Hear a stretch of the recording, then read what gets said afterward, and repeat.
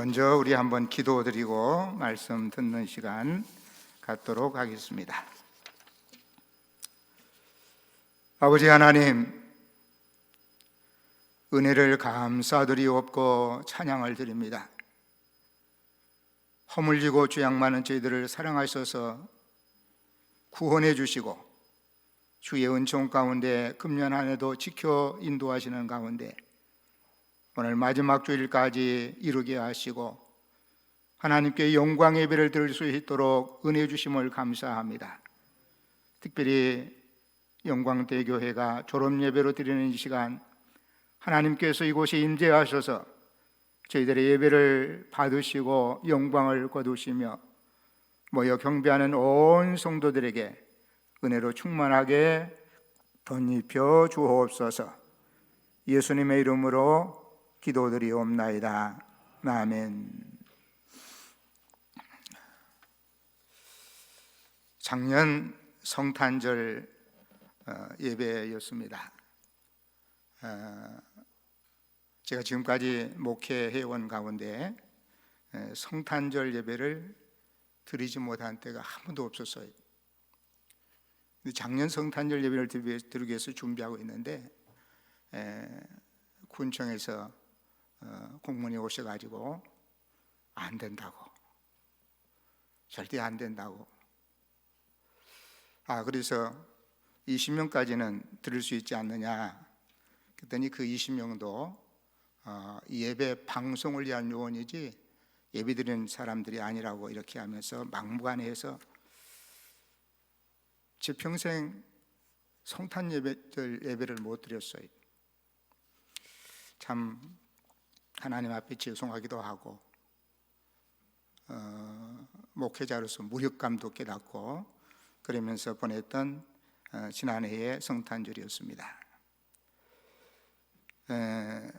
금년까지 2년 동안 지금 코로나로 인하여서 예배 드리는 모습들도 부자유스럽고 또 마스크를 써야만이 예배 장소에 나올 수도 있고 또 설교자까지 마스크를 써야 한다고 하는 그런 일들도 있어서 참 아쉬운 그러한 시절을 우리가 지내고 있습니다.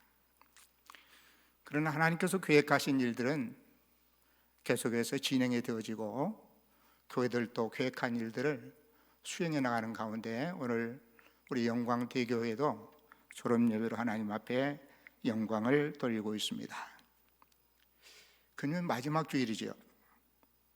그래서 교회마다 마지막 주일을 송년주일이라 이렇게 제목을 정하고 지난 한 해 동안을 돌아보기도 합니다. 두 가지 모습이죠. 그러나 대부분의 성도들은 하나님 앞에 한 해를 보내면서 아쉬운 마음일 거예요. 연초에 계획하면서 하나님, 금년에는 더 열심히 하나님 앞에 예배드리고 더욱더 열심히 기도하고 찬양하고 주어진 일들을 잘 감당하면서 충성하고 헌신하는 삶으로 한 해를 보내겠습니다. 이런 마음을 가지고 저나 여러분이나 금년 한 해를 시작했으리라 믿습니다. 그러나 오늘 마지막 주일을 보내면서 여러분의 마음은 어떤 마음이셨습니까? 그래, 내가 계획한 대로 충성 다하고 헌신 다하고 예배에 최선을 다했고 기도 생활에 열심을 냈고 하나님을 찬양하는 데 있어서도 부족함이 없었다. 이렇게 고백하는 성도는 글쎄요, 제가 짐작하는 아무도 없을 것이라 그렇게 생각이 되어집니다. 그래서 하나님 앞에 또 한번 회개의 기도를 드리죠. 하나님, 금년도 이렇게 보냈습니다. 하나님, 더욱더 사랑해 주시고 붙들어 주시어서 의지가 약하지 않게 해주시고 하나님 앞에 충성스럽게 살아가는 그런 삶이 되게 해 주옵소서. 그런 기도를 오늘 하나님 앞에 드리는 성도들이 세계적으로 우리 대한민국도 방방곡곡의 모든 교회들의 성도들이라 생각이 되어집니다. 그러면서 또 한편 우리의 마음속에 다짐을 하죠. 하나님, 금년은 그렇게 지냈어도 앞으로는 더욱더 주님과 더 가까워지고 하나님을 기쁘시게 하는 삶으로 살겠습니다. 이런 고백이 신실한 성도들의 고백이라 생각이 되어집니다. 그래서 송년주일로 하나님 앞에 영광을 돌리고요, 또 우리 영광대교회처럼 졸업예배로 우리 하나님 앞에 영광을 돌리기도 합니다. 졸업, 말만 들어도 마음을 설레게 하는 단어가 졸업이죠. 많은 사람들이 졸업이라고 하는 관문을 도달하기 위해서, 통과하기 위해서 얼마나 많은 수고와 또 노력을 하는지 모릅니다. 어떤 아이들은 1년 동안, 또 어떤 아이들은 6년 동안, 어떤 청소년들은 3년, 또 3년, 또 대학에 4년, 졸업의 그 관문을 통과하고 더 나은 고지로 향하기 위해서 충성 다하고 헌신 다하고 최선의 노력을 기울여서 달려가는 것이 바로 졸업이라고 하는 그러한 목표라고 생각할 수 있겠습니다. 오늘 여기에 참여하신 우리 성도님들 가운데서도 졸업하시는 분들이 많으실 거예요. 그러나 우리는 어디서부터 그런 이야기를 들었지요. 신앙에는 졸업이 있다 없다? 졸업이 있다 없다? 없다고요. 그러나 한 단계 한 단계 올라가기는 하지요. 유치부 졸업하고 유년부로 올라가고요, 유년부 졸업하고 초등부로 올라가고요, 초등부 졸업하고 중등부로 올라가고, 중등부 졸업하고 고등부로, 또 대학부로, 또 장년부로. 장년부에서도 연령을 두고 계층을 두는 그러한 교회라고 하면은 거기서도 여러 단계가 있어서 한 단계 한 단계 이렇게 올라가리라 생각이 되어집니다. 여러분이 그 과정들을 겪으셨어요. 그리고 이 밤에 하나님 앞에 졸업 예배로 하나님 앞에 예배를 드리고 있습니다. 그 과정을 겪은 여러분들에게 위로를 드리고 격려를 드리고 한편으로는 축하의 말씀을 드립니다. 오늘 본문의 말씀은 우리가 너무나 잘 아는 말씀이지요.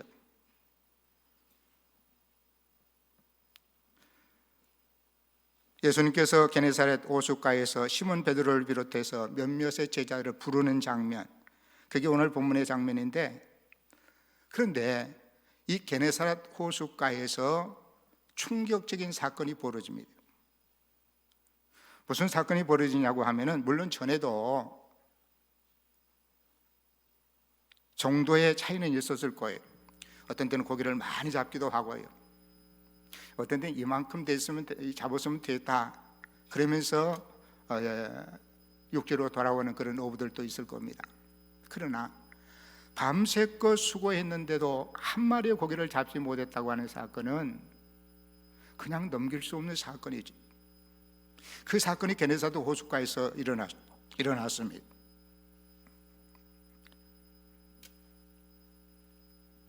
그물을 던져서 다시 끌어올리는데 빈 그물입니다. 다시 그물을 던지고 다시 끌어올리는데 역시 빈 그물이에요. 이게 한두 번이 아닙니다. 수차례 혹은 수십 차례 했으리라 짐작이 되어집니다. 그러나 결과는 여전합니다. 할 수 없이 그물을 거두어서 호숫가로 향하는 베드로의 모습, 여러분 한번 상상해 보시기 바랍니다. 수없이 그물을 던지고 거두어드리고 또 던지고 또 거두어드리고 했는데 한 마리의 고기도 잡지 못하고 그물을 싣고 바닷가에 와서 그물을 씻고 있는 베드로의 그 모습,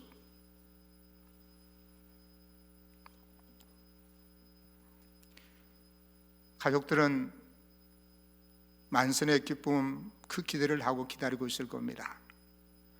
가족들을 만나야 할 베드로의 모습이 여러분 어떤 모습이라고 생각이 되어집니까?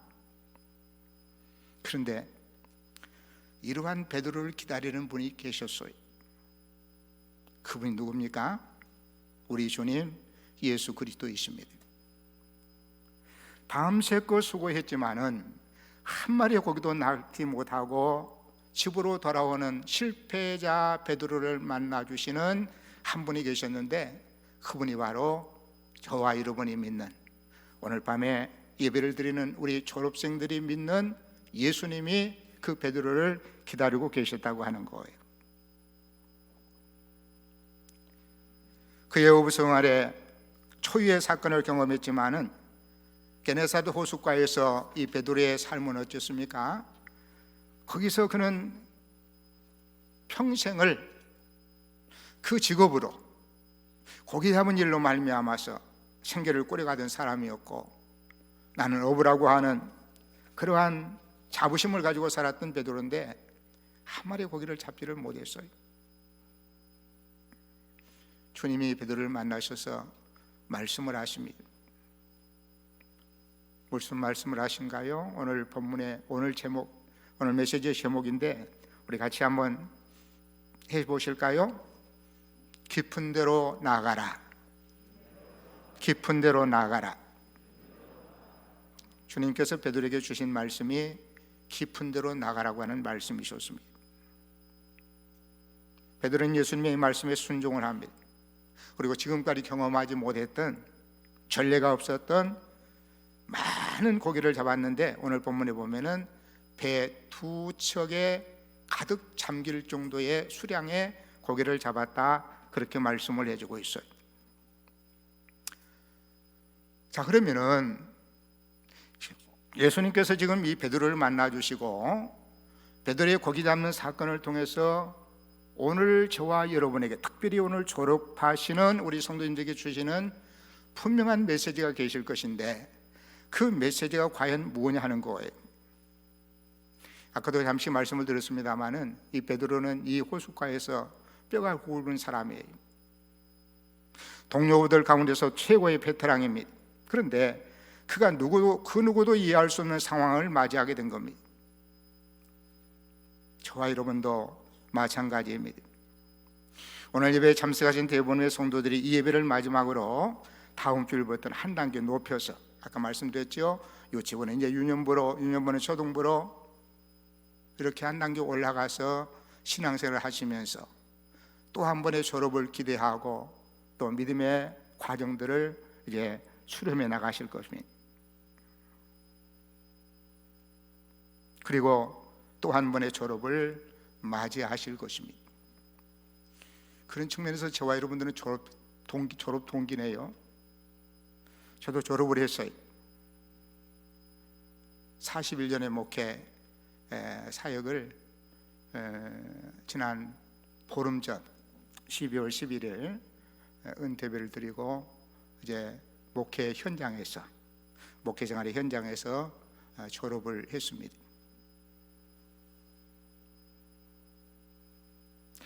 우리가 어떤 과정을 마치고 한 단계 올라가게 되면은 나도 모르는 사이 어깨가 올라가지요. 내가 이 정도 배웠다, 지식도 이 정도 쌓였다, 경험도 지혜도 이제 더 많이 축적이 됐다.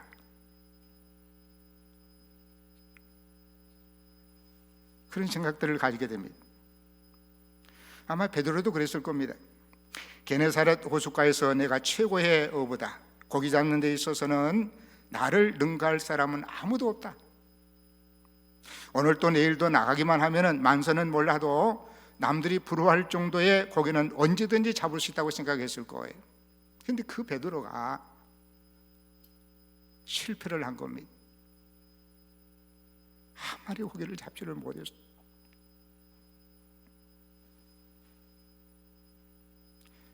그가 뭐라고 고백합니까?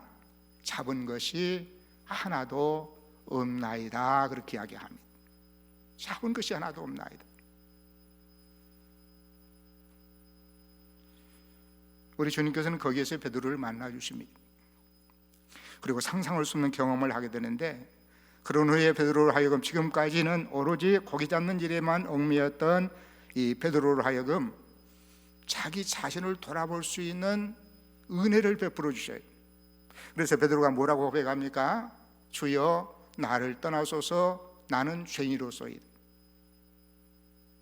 베드로는 지금까지 생각하면서 자기가 죄인이라고 한 사실을 몰랐을 겁니다. 글쎄요, 알았다고 해도 그런 고백을 하지 않고 살았을 거예요.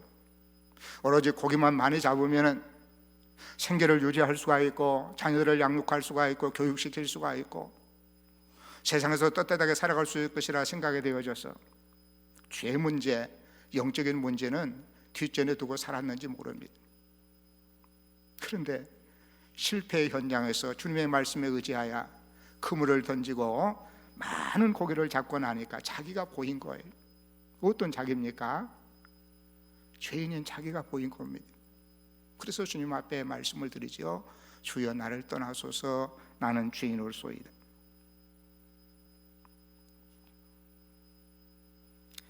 예수님께서는 이러한 베드로를 부르셔서 이제는 고기 잡는 어부가 아니라 사람을 낚는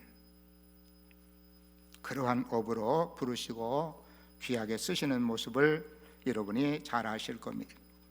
그러면은 이러한 변화의 이면에는 베드로에게 어떤 모습이 있었을까? 오늘 베드로의 고백을 통해서 그 모습을 우리가 찾아보면서 우리 앞으로의 삶을 어떻게 살아가야 할 것인가? 우리 하나님의 음성, 주님의 음성을 듣는 소중한 시간이 되어지기를 원합니다. 자, 이 말씀 속에서 우리가 생각할 수 있는 거, 오늘 제목이 깊은 데로 나가라고 말씀을 했지요. 그러면은 어떤 깊은 데로 나가야 할 것이냐? 첫 번째 대지에서는 순종의 깊은 데로 나가야 한다고 하는 사실이에요. 베드로의 마음속에는 순종의 깊은 데로 나가는 아주 소중한 마음이 있었습니다. 오늘 보면 5절 6절 말씀에 그렇죠. 시몬이 대답하여 이르되 선생님, 우리들이 밤이 새도록 수고하였으되 잡은 것이 없지만 말씀에 의지하여 내가 그물을 들이다 하고 그렇게 하니 고기를 잡은 것이 심히 많아 그물이 찢어지는지라 그렇게 말씀을 합니다. 우리 신앙생활을 하면서 순종하라고 하는 말 많이 듣죠. 여러분 들으셔요, 안 들으셔요? 담임 목사님 혹은 우리 부목사님들 이 강단에서 말씀을 전하실 때에 순종하라 말씀하시던가요, 안 하시던가요? 아무도 안 들으셨는가 봐. 대답이 없으시게. 순종을 잘 하시니까 우리 목사님 그런 주제로 한 번도 설교 안 하시는가 봐. 순종하라.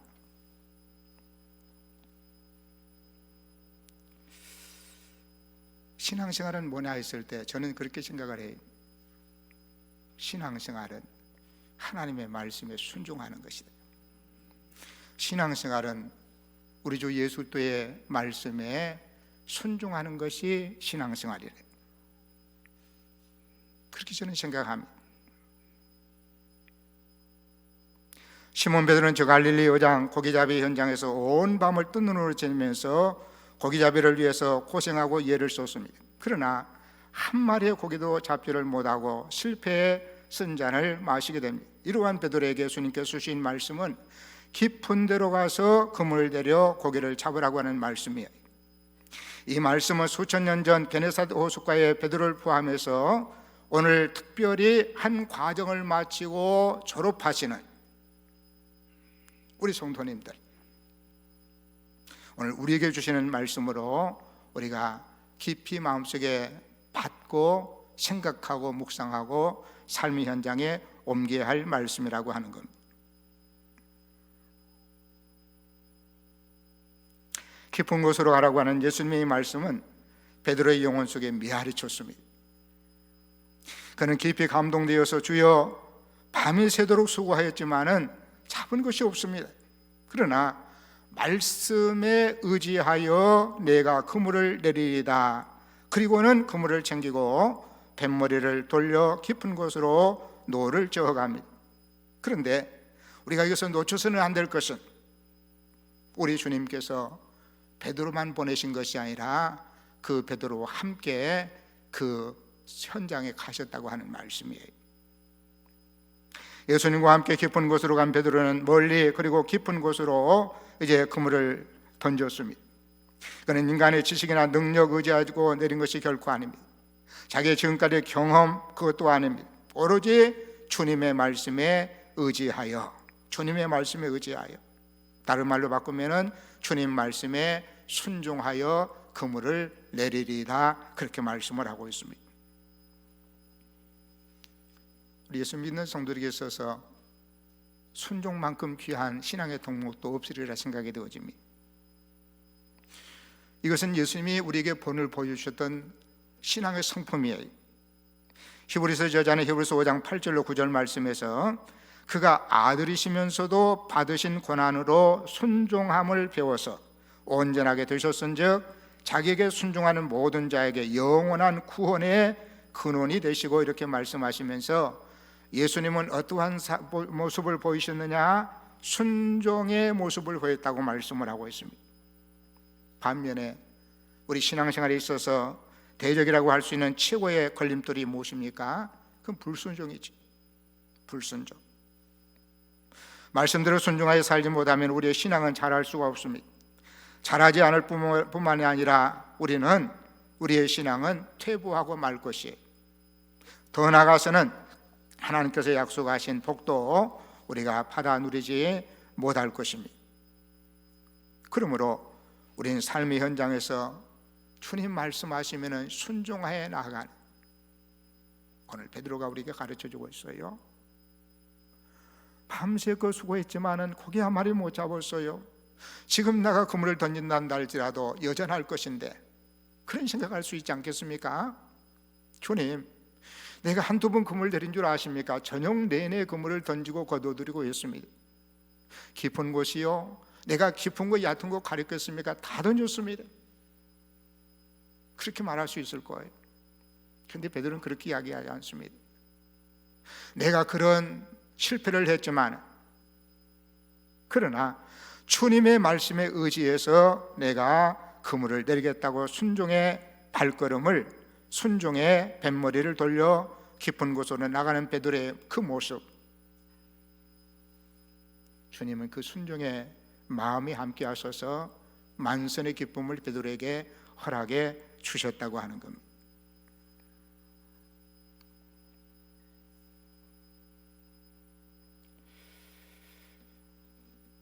베드로는 여러 가지 이야기를 할 수 있었을 겁니다. 자신의 지친 몸에 대해서도 이야기할 수가 있었고, 자기의 조업에 대한 노하우도 이야기할 수가 있었고, 물때를 이야기할 수도 있었고, 깊고 낮은 것에 대해서도 반론을 제기할 수가 있었을 것입니다. 그러나 그런 것들은 다 뒷전으로 내려놓고 오직 주님의 말씀에 순종하여 그물을 내리겠다고 말씀을 하고 있습니다. 우리가 좀 배워서 한 단계 높은 경지에 이르렀다고 하면은 잘 말을 들으려고 하지 않지요. 나도 그 정도는 안다고, 나도 그 정도는 경험했다고, 그런 경우들이 많이 있어요. 그래서 누릴 수 있는, 얻을 수 있는 복을 누리지 못하고 실패를 거듭하는 경우들이 많이 있습니다. 성도 여러분, 오늘 저런 예배를 드리면서 우리 마음속에 앞으로 더 순종하는 성도가 되겠습니다. 다짐하는 저와 여러분이 되었으면 좋겠습니다. 주님 오실 때까지, 우리의 신앙 여정이 마무리될 때까지, 다른 것은 몰라도 주님이 말씀하시면, 다른 것은 몰라도 하나님께서 말씀하시면, 다른 것은 몰라도 하나님의 말씀을, 주님의 말씀을 이 강단에서 주의 사자를 통해서 말씀이 선포될 때에 그 말씀대로 순종하겠습니다. 그러한 교회, 그러한 성도, 그러한 졸업생들이 될 수 있기를 우리 주님의 이름으로 축복합니다. 두 번째는 베드로에게 있어서 아주 중요한 모습은 겸손의 모습이었다고 하는 거예요. 겸손. 5절 말씀 보면은, 선생님, 우리들이 밤이 새도록 수고하였으되 얻은 것이 없지만은 말씀에 의지하여 그물을 내리리다, 그렇게 고백을 해요. 베드로가 예수님을 칭하는 칭호가 뭡니까? 이 젊은이 그렇게 이야기했어요. 뭐라고 이야기합니까? 한번 따라 하실까요? 선생님, 선생님이라고 이야기해요.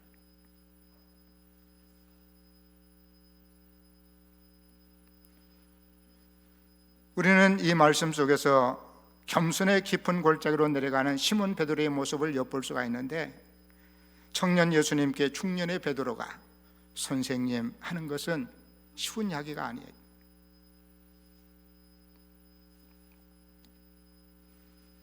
이제 28살 때 목회를 시작했어요. 사실 전도사지요. 전도사 대학부 2학년 때였습니다. 81년도. 아주 봉황이라고 하는 곳에서 이제 처음 목회를 시작했는데, 시골에 계시는 분, 물론 시골에 계신다고 해서 다 그런 분은 아닙니다만은, 나이가 자기보다 적으면 어때요? 작으면은 그냥 할애하는 경우들이 많이 있지. 어이 하는 거. 그렇게 말하는 분이 계셨어요. 그리고 그렇게 하기가 좀 그렇다 싶으면은 그냥 이상하게 경어도 아니고 반말도 아니고 그렇게 하시는 분들 많지 않습니까? 베드로와 예수님의 나이를 비교한다고 하면은 베드로는 중년입니다. 예수님은 청년이지요. 그런데 그 예수님을 향해서 선생님이라고 하는 것이 쉽지 않아요. 그런데 베드로는 예수님을 향해서 선생님 그렇게 지칭합니다.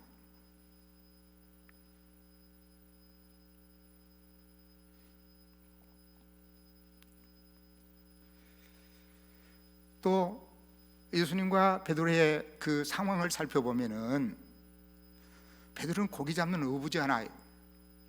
근데 예수님은 어떤 분이에요? 아버지 요셉, 물론 친아버지는 아니지만은 아버지 요셉 밑에서 목수일을 했던 사람이.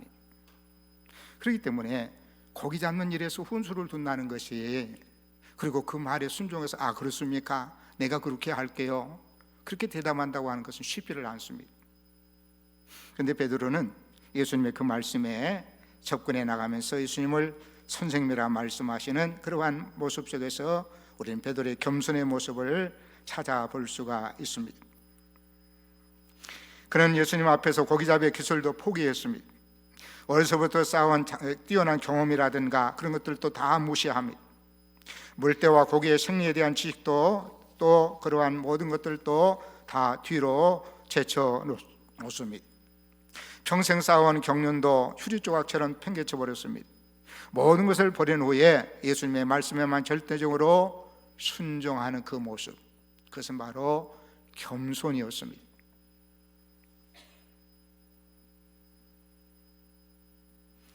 여러분, 우리가 신앙생활하면서 겸손해가지고 손해보는 일은 하나도 없습니다. 그러나 반대로 교만해서 이익 본 일은 하나도 없어요. 이스라엘의 초대 왕이 사울이었죠. 그가 왕이 될 때는 겸손했던 사람입니다. 아유, 내가 어떻게 왕이 될 수가 있어요? 이스라엘 12지파 가운데서 가장 작은 베냐민 지파고 우리 가문도 내세울 곳이 없습니다. 머리에 기름을 부어서 왕을 세우려고 하는데 보이지 않는 거예요. 하나님께서 알려주지요. 이 사심 꾸러기 속에 있다. 그래서 찾아내서 결국 기름을 부어서 이스라엘 초대 왕으로 시험을 받습니다. 초기에는 잘해요. 겸손의 모습도 보입니다. 말씀에 순종도 합니다. 그러나 점점 그 마음이 겸손해서 교만으로 옮겨갑니다. 해야 할 일, 안 해야 할 일을 구분도 못합니다. 그래서 결국 사울은 하나님께로부터 내침을 당하고 다윗이 이어서 왕통을 이어갑니다. 겸손. 여러분, 겸손했는데 손해본 적 혹시 있으십니까? 없어요. 그러나 교만하면 많은 사람들이 수군거립니다. 교만하면 많은 사람들이 손가락질합니다. 교만하면 많은 사람들이 피해갑니다. 말도 날 섞으려고 하지 아니합니다. 베드로는 겸손의 사람이었습니다.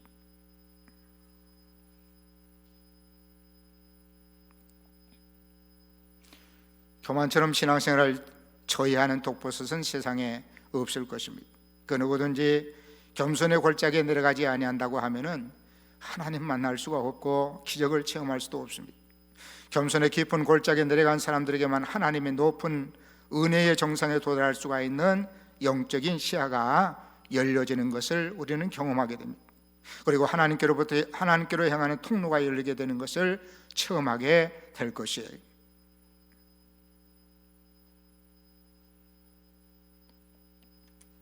베드로는 이렇게 고백합니다. 주여, 나를 떠나소서.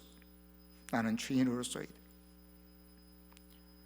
퇴로가 완전히 막혀버린 막다른 골목에서 죄악의 수치를 무릅쓰고 떨고 있는 초라한 자신의 모습을 똑똑히 보았습니다. 이것이 은혜 받을 수 있는 자리에 비로소 들어선 우리 믿음의 성도들의 상태라고 말씀드릴 수가 있을 거예요.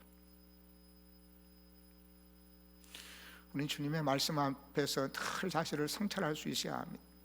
그런데요, 우리 인간의 본성이 어때요? 자신에 대해서 너무 관대하죠. 너무 관대해.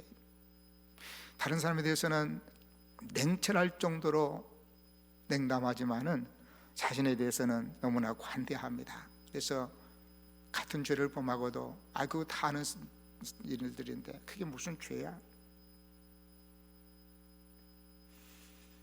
하나님께서 보실 때, 주님께서 보실 때 책망하실 만한 것 같고, 동료 성도들이 보아서 그것은 안 될 일인데 그 사람들 다 그러는데, 다 성도들도 그렇게 사는데 하면서 자신에게 관대할 때가 많이 있어요. 바른 모습이 아닙니다.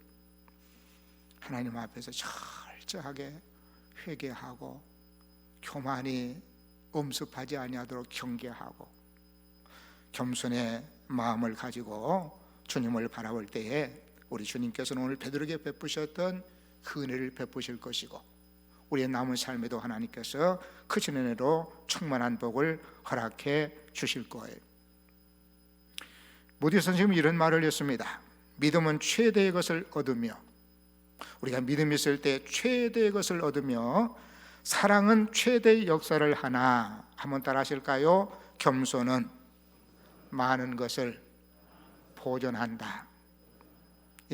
믿음은 최대의 것을 얻는다고 이야기했어요. 우리가 믿음이 있으면 많은 것을 얻을 수 있습니다. 그리고 사랑은 그 역사를 해낼 수가 있을 거예요.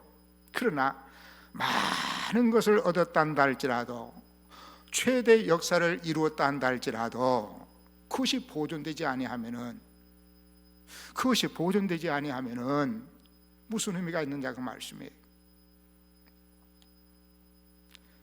모대 선생님의 말은 공감이 됩니다. 우리가 믿음으로 최대 역사를 이루어 나갈 수 있어야 할 겁니다.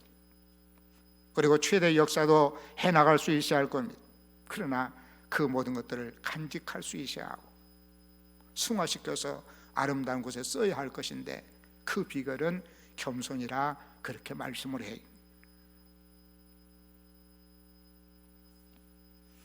한 해를 보내면서 저와 여러분의 마음이 그런 마음이 되어서 우리 하나님을 기쁘시게 해드리고 주님을 기쁘시게 해드리고 우리의 삶의 위대한 역사들이 날마다 형성되어지고 수확되어지는 놀라운 역사가 있기를 간절히 소망합니다. 세 번째로 베드로는 말씀의 깊은 곳으로 내려감이 있었습니다. 말씀의 깊은 곳으로. 예수님께서 그런 말씀을 하셨죠. 사람이 떡으로만 살 것이 아니라. 하나 질문 드릴까요? 여러분, 사람이 떡으로 삽니까? 안 삽니까? 우리 문화로 이야기할까요? 우리가 밥 먹어야 삽니까? 밥 안 먹어도 삽니까? 밥 먹어야 살죠. 성경의 말씀으로 비추어서 이야기한다고 하면은 우리가 떡 먹어야 삽니다. 근데 예수님께서 떡 먹어야 산다는 것이, 떡 먹으면은 떡 먹는 것으로 사는 것이 아니라 그렇게 말씀한 것이 아니라 떡으로만 그랬어요. 떡으로만. 우리가 밥 먹어야 살지요, 떡 먹어야 살지요. 그러나 떡으로만 사는 것이 아니라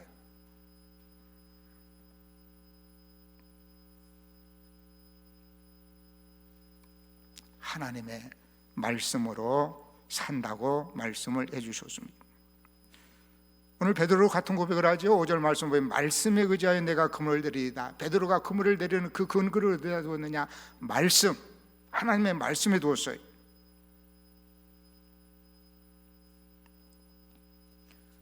우리의 신앙에 성숙하기 위해서는 하나님의 말씀이 늘 내 곁에 있어야 합니다. 그리고 그 말씀을 늘 묵상하고 읊조리고 가능하면 암송해야 하지요. 그래서 어디든지 그 말씀을 되새김질할 수 있는, 마치 소가 아침 이슬을 먹으면 풀을 마음껏 뜯어먹고 낮에 한가하게 앉아서 그것을 되새김하는 것처럼 우리 하나님의 말씀을 많이, 아까도 우리 성도님들이 같이 하나님의 말씀을 읽는 모습을 제가 목격을 했습니다만 참 아름다운 모습입니다. 말씀을 늘 가까이 하고 말씀을 늘 묵상하고 말씀을 늘 암송하고 거기에 그쳐서 안 되지요. 말씀대로 살아야 합니다. 말씀대로 살아야 해. 우리의 신앙이 멈추지 아니하고 매일매일 자라고 향상되기를 원한다고 하면은 그 민 모르는 말씀의 바다 속에 우리의 영혼의 닻을 내려야 합니다. 그리고 하나님의 말씀을 진지하게 들어야 합니다. 그리고 그 말씀을 날마다 사모하는 마음으로 읽어야 합니다. 그리고 그 말씀을 주야로 묵상할 뿐만이 아니라 그 말씀을 마음을 다하여 사랑하고 그 말씀을 따라서 여러분의 생활을 꾸려나가실 수 있어야 합니다. 그때 기쁨이 충만하고 능력이 넘치는 축복의 삶을 살아갈 수가 있습니다. 욥이 이런 말을 했지요. 내가 정한 음식보다 그의 입의 말씀을 충히 여겼도다. 정한 음식, 매일매일 먹어야 할 음식, 매 끼마다 먹어야 할 음식. 오늘 요즘에는 몇 끼 암자 쑤시는 분들도 많이 있더라고요. 몇 끼 먹는 그 음식, 정한 그 음식보다도 그의 입의 말씀을 충히 여겼다고 하는 욥의 고백.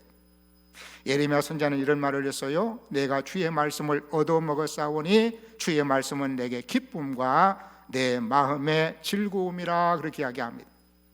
하나님의 말씀이 기쁨이라고 이야기해요. 하나님의 말씀이 즐거움이라고 고백합니다. 우리 믿음의 선배였던 예레미야 선지자의 고백입니다. 그리고 시편 기자도 말합니다. 주의 말씀의 맛이 어찌 그리 단지요 내 입에 꿀보다 단이다 그렇게 말씀을 합니다.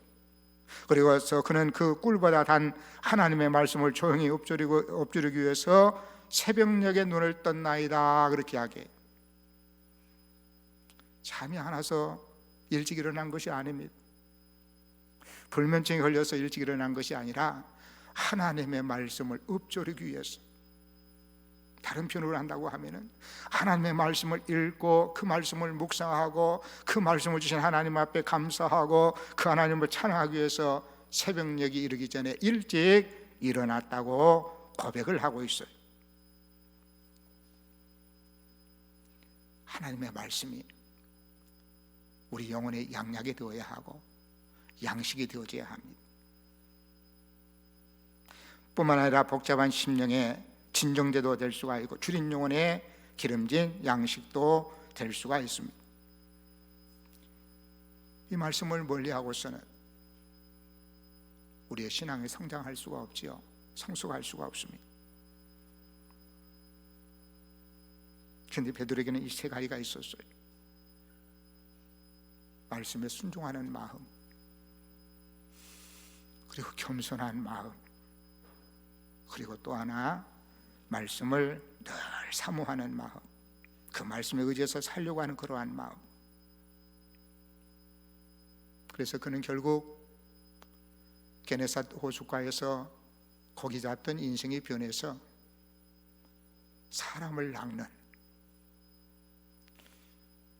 죄인들에게 복음을 증거해서 그들로 하여금 예수님을 영접하게 하고 구원받게 하는 이 귀한 사역의 길로 본을 받아 사역했던 모습을 우리가 살필 수가 있습니다.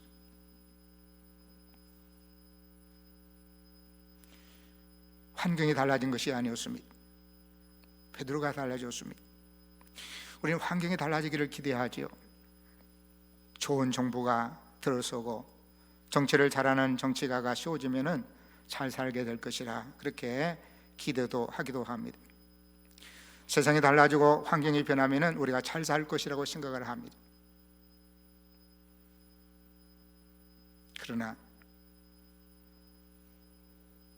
베드로가 달라진 것은 환경이 달라져서가 아니에요.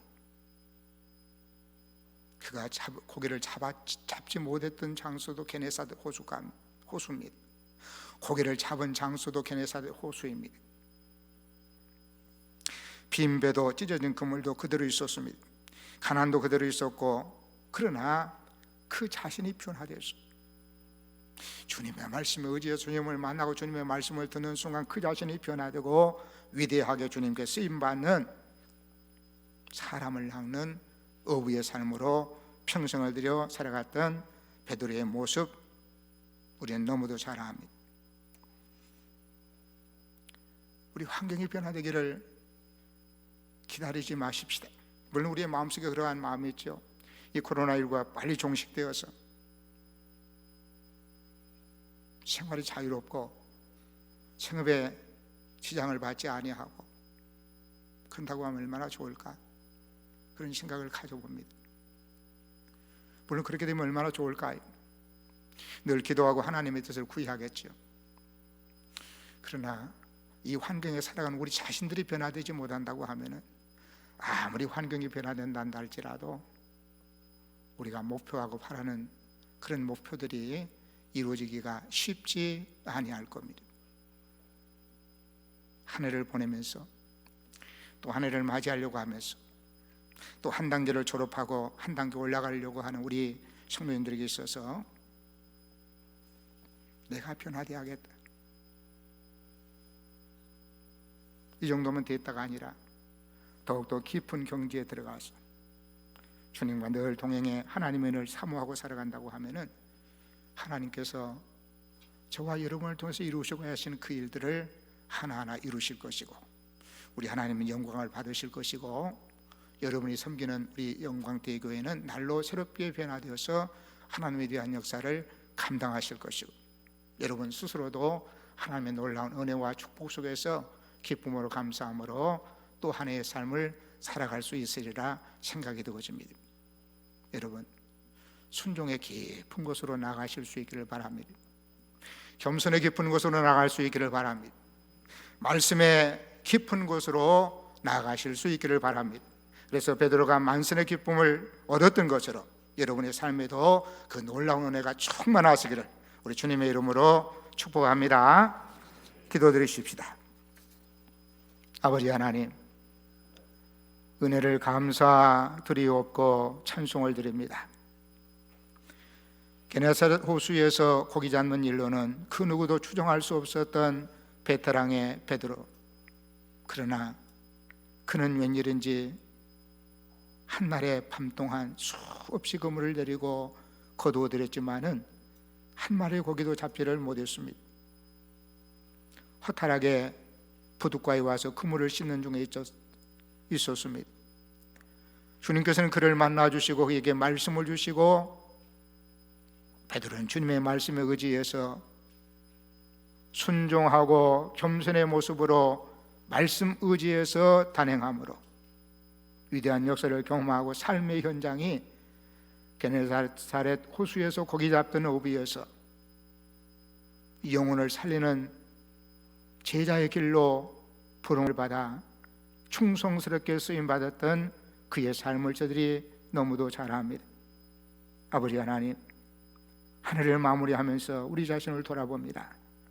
저희들을 붙잡아 주시옵시사 이곳에서 만족하지 아니하고 이 단계에서 만족하지 아니하고 순종에 더 깊은 곳으로 나아가며 겸손에 더 깊은 곳으로 나아가며 말씀에 더 깊은 곳으로 나아가서 하나님과 늘 동행하며 하나님의 귀하신 뜻을 이루어드리기를 소망하며 살아갈 수 있는 저희들 되게 하여 주옵소서.